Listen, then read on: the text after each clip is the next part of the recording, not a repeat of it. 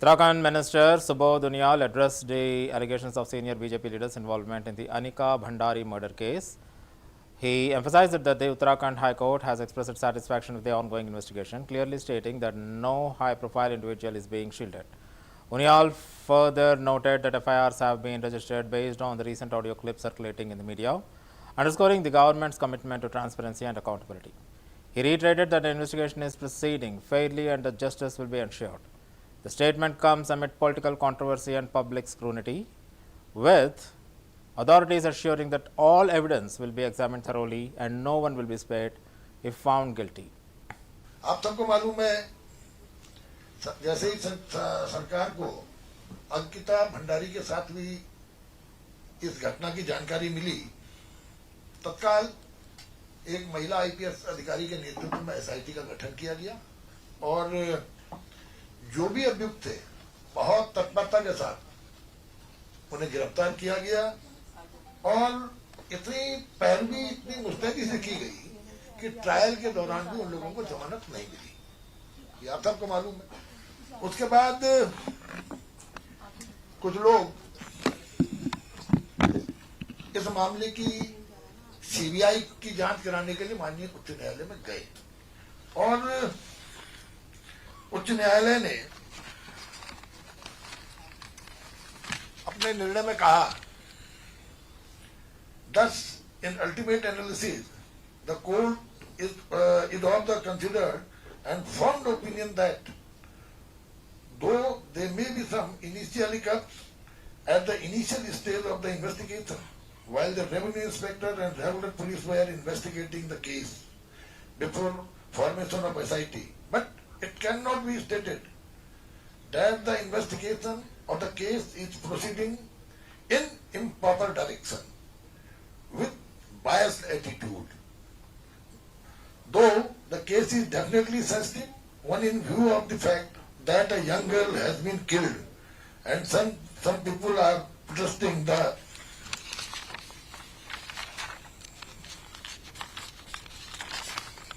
way investigation is going on. It cannot be said that the investigation is going in a direction to protect any particular high-profile person. It is the view of this court that the SIT led by a police officer in the rank of DIG who hails from different states, having obviously no political inclination, being a member of IPS cadre and is doing a reasonably good job of investigation. It is true that the petitioners want the investigation should go in a particular line, but investigation requires expertise and it is investigating officer who know how to proceed with the investigation of the case. अब जो audio clip जो media में घूम रहा है और इस पर भी सरकार के द्वारा अलग अलग एफआईआर दर्ज की गई है, जांच में अगर कोई तथ्य आएंगे तो हम लोग निश्चित रूप से सरकार उस पर प्रभावी कार्रवाई। Karnataka Minister Santosh Lad raises doubts over a survey conducted by the Karnataka Monitoring and Evaluation Authority. The survey reported that 85% of the respondents expressed confidence in electronic voting machines, reacting to the findings. Lad remarked, "We don't know how this so-called survey was conducted," casting skepticism on its methodology and credibility. His comments come amid the ongoing debates over the reliability of the EVM, with political parties divided on the issue. While the survey suggested strong public trust in the voting system, Lad's statement highlighted concerns about the transparency and the need for clarity in how such surveys are carried out. So then what happened to IMF now? International Monitoring Fund. Why did they consider C? In last 70 years they never considered C, no? Why they have given the as grade as C for what? The same agencies, all whichever favors to the central government, only such agencies are played. Why not you are speaking about Skill India now? In the CAG report, CAG report, what has told about skilling? The entire skilling, the procedure which they have led on, last 11 years they were trying to bombardify it. They were glorifying about the Skill India and the skill training programs. Today the entire CAG report itself is told it's a fraud. 93% people don't have account only. So what sort of a system is this? So anyway it favors them, so they will say whatever they want to say. But wherever the ballot voting has taken place, the BJP has lost almost 38% of vote share. So what they have to say about it? So if Mr. Modi ji is so great, he is a very courageous man, he has got 56 inches chest, and is a Vishwaguru, why is he scared of ballot voting then? Or BJP is scared of ballot voting? BJP is saying that ballot voting is going backward in technology. We always go with technology, and now people have endorsed the EVMs. Why is Congress going away from it? Not necessarily. Even in America, there is no ballot as such. Right? Even in America, does not ballot as a ballot voting. If you see, in America, still it's a ballot voting procedure only, because it's called a format of registered voter there. They don't go and vote like EVMs are. Here, EVMs are act only, because the number of, in voter list, the people are removed and added. It shows on a prima facie there's a fraud happening. And what is the reason they removed the CGI from in the committee where they have to choose the election commissioner itself? What is the reason for it? So this all has got a big doubt, and what Rahul Gandhi is fighting for, it is proved beyond a point that definitely there is a malpractice happened in elections. So since the entire machinery is with them to prove that Rahul Gandhi is there, that they are trying to make an effort out of it. LOP Ashok, leader of opposition Ashok, made a press conference saying that this survey report is published by government of Karnataka. So it has a stamp and seal of endorsement of government of Karnataka. No, see, any survey which has come, somebody has to endorse it. The method which has been done is always a question mark, right? So the CIG report which is given by Government of India, why are they not talking about it then? So usually we don't know the protocol of the procedure, how they have done this so-called survey. If it is At an event marking 40 years of the BSE Sensex, SEBI Chairman Tuhin Kanta Pandey emphasized its significance beyond being a market milestone. He described the Sensex as a reflection of India's securities market journey and its vital role in driving economic growth. Pandey noted that since its launch in 1986, the Sensex has endured global financial crisis while continuing to mirror India's economic transformation. He highlighted its close association with the legacy of the Bombay Stock Exchange and underlined the growing maturity of India's capital market. The Sensex, he said, remains a symbol of resilience, progress and investor confidence in India's financial system. Of institutions, ladies and gentlemen, may I begin by wishing you all a very, very happy new year. It's a pleasure to join you on this occasion to celebrate 40 years of the Sensex, a milestone that goes well beyond the adversary of an index.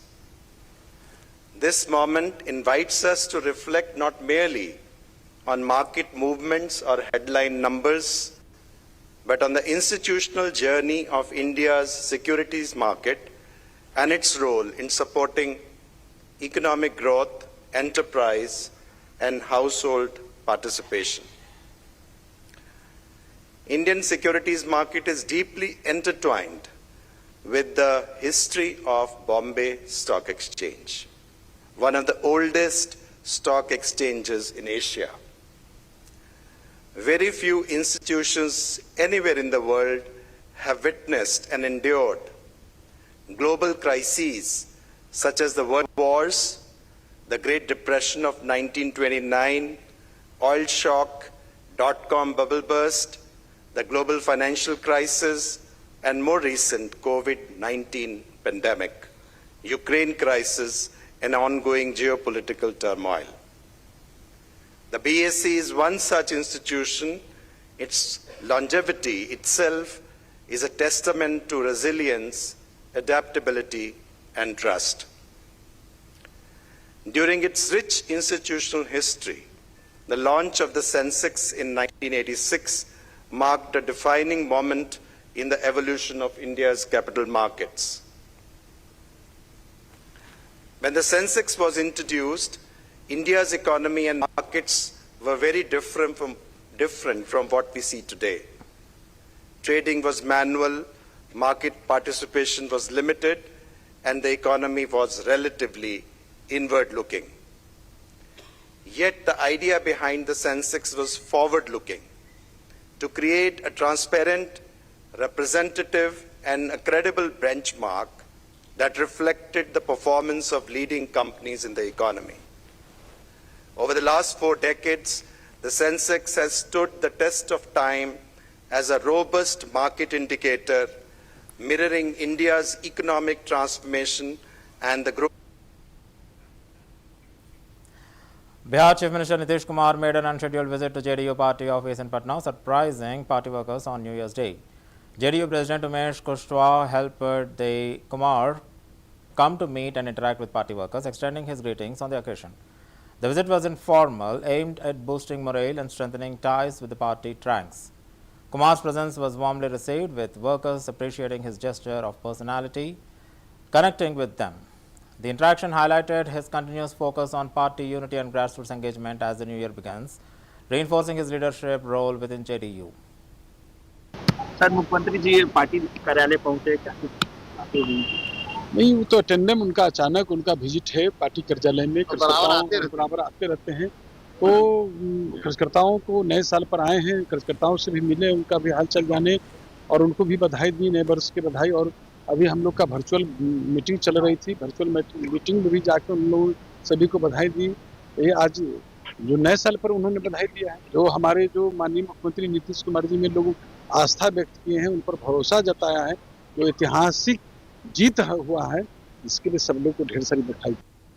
Sir मुख्यमंत्री जी party कार्यालय पहुंचे क्या नहीं, वो तो tandem उनका अचानक उनका विजिट है पार्टी कार्यालय में। बराबर आते रहते हैं, तो कार्यकर्ताओं को नए साल पर आए हैं, कार्यकर्ताओं से भी मिले, उनका भी हाल चाल जाने और उनको भी बधाई दी, नए वर्ष की बधाई। और अभी हम लोग का वर्चुअल मीटिंग चल रही थी, वर्चुअल मीटिंग में भी जाकर उन लोगों सभी को बधाई दी। ये आज जो नए साल पर उन्होंने बधाई दिया है, जो हमारे जो माननीय मुख्यमंत्री नीतीश कुमार जी में लोगों आस्था व्यक्त किए हैं, उन पर भरोसा जताया है, जो ऐतिहासिक जीत हुआ है। Congress faced a setback as the recent Karnataka survey strongly supported the credibility of the EVMs. Despite Congress leaders, including Rahul Gandhi, criticizing EVMs and questioning electoral transparency, the survey revealed otherwise. Conducted across 102 assembly constituencies with 4,100 participants, the report showed 83.61 trust EVMs, 69.39 believe they deliver accurate result, and 91.31 affirm elections are free and transparent nationwide. The survey covered both rural and urban populations in Bengaluru, Belagavi, Kalaburagi and Mysuru divisions. Reacting to the findings, the BJP leader R. Ashok mocked Congress, saying Karnataka's proved Rahul Gandhi's allegations wrong and urged the party to change its stance on EVMs.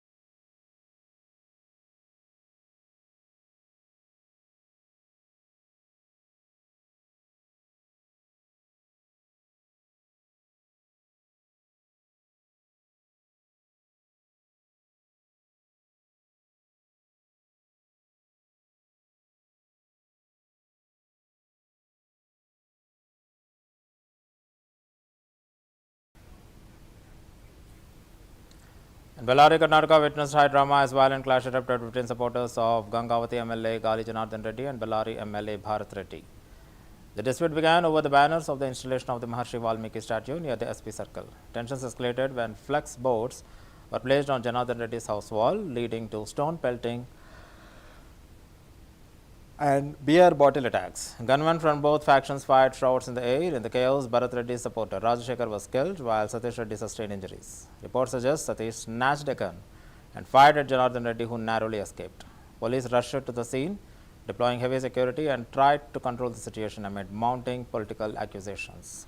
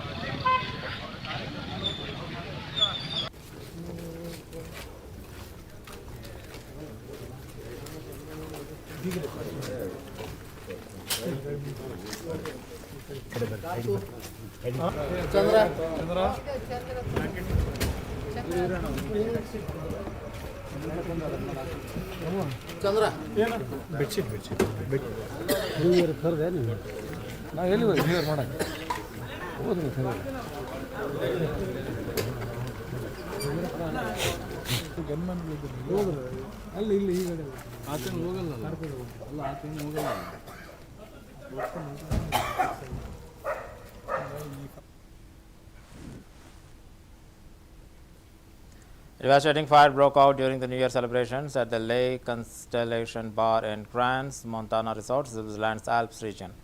The blaze triggered by a candle igniting the ceiling during the festivities spread rapidly, causing the roof to collapse. Panic ensued as over 150 people tried to escape. Many were trapped in the narrow basement exit. At least 47 people lost their lives, while more than 100 sustained injuries, many critically. Victims were rushed to hospitals by ambulances and helicopters. Eyewitnesses described scenes resembling a horror film, with people smashing windows to escape.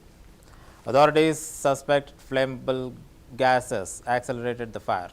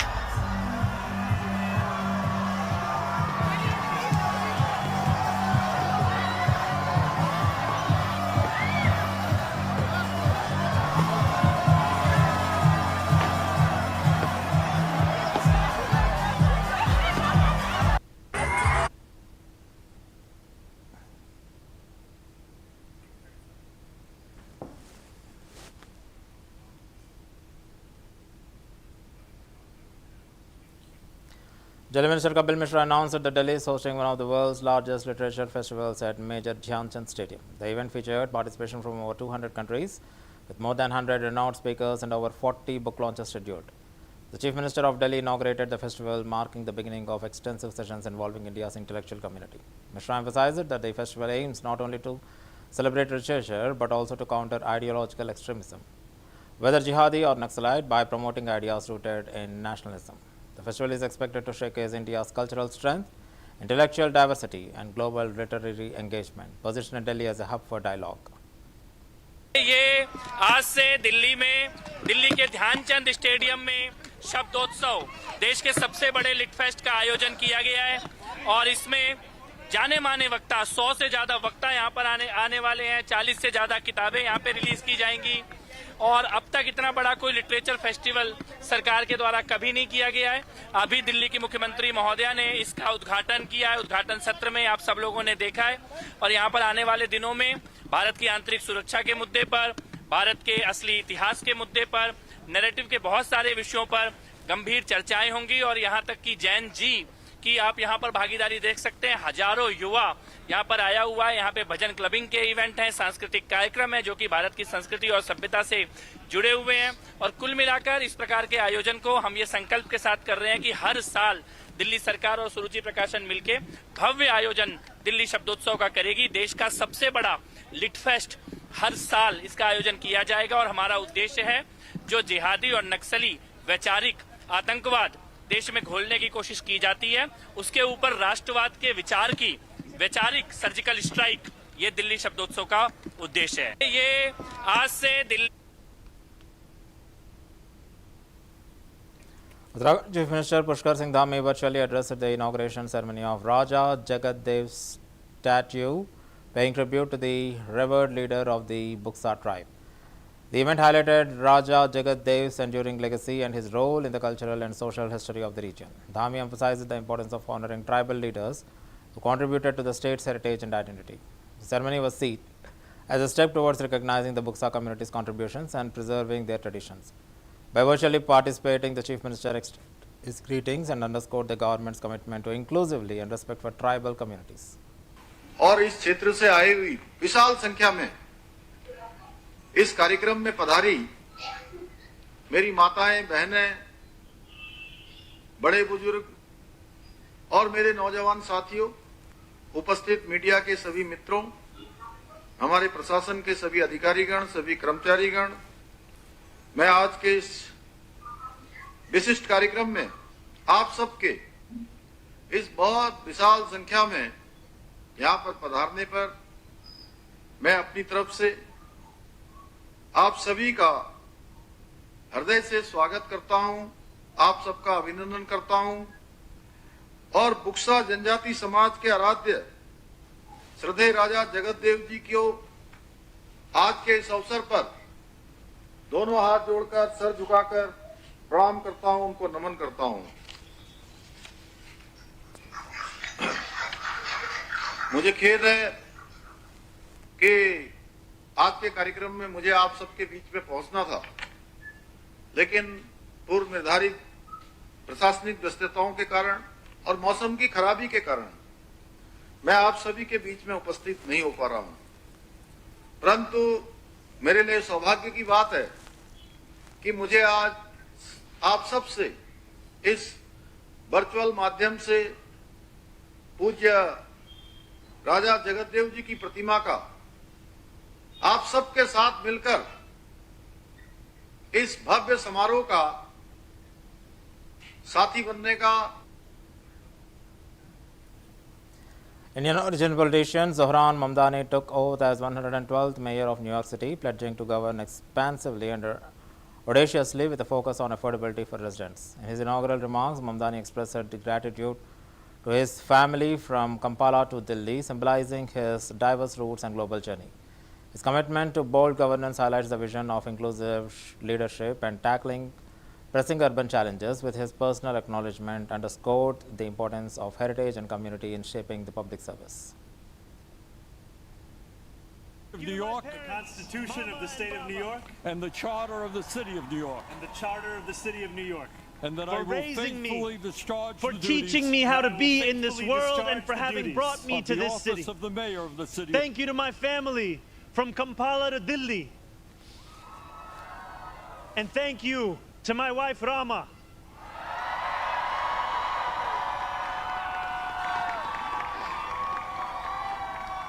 For being my best friend and for always showing me the beauty in everyday things. And most of all, thank you to the people of New York.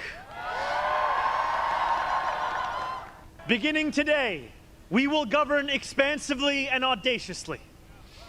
We may not always succeed, but never will we be accused of lacking the courage to try. To those who insist that the era of big government is over, hear me when I say this.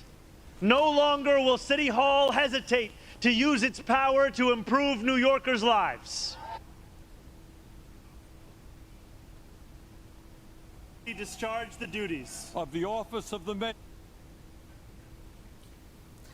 In Chennai, External Affairs Minister Dr. S. Jaishankar addressed the IIT Madras event, emphasizing India's diplomatic philosophy rooted in Vasudhaiva Kutumbakam. the belief in a world as one family. He explained that Indian diplomacy strives to maximize impact even with limited resources, reflecting a non-hostile and inclusive worldview. Jaishankar underscored the emotional resonance of India's vaccine diplomacy, noting that many nations still recall the first shipments during the pandemic. He contrasted India's solidarity with countries that stockpiled vaccines, highlighting how India's outreach proved hope across the Latin America, the Caribbean, and the Pacific. His remarks reinforced India's commitment to global cooperation, humanitarian values, and strengthening international partnership through impactful initiatives. Use this word sometimes so casually, Vasudhaiva Kutumbakam. What is actually the messaging of that word, of that term? The term is that we have never considered the world as an inimical or a hostile environment from which we have to defensively protect ourselves. Now, yes, we have limitations on our resources, less than we had, say, 20, 30, 40 years ago. But nevertheless, we do. Now, if you are in a problem-solving mode, with limited resources, how do you have maximum impact? That is actually the problem which has to be solved. And what we try to do in Indian foreign policy today, in Indian diplomacy today, is actually solve that problem. And we try to do that by partly using our competitiveness, using our strengths, leveraging other institutions and possibilities. I'll give you an example. I would say, even to me, an IIT Madras campus in... Before closing the bulletin, let's watch the headlines once again.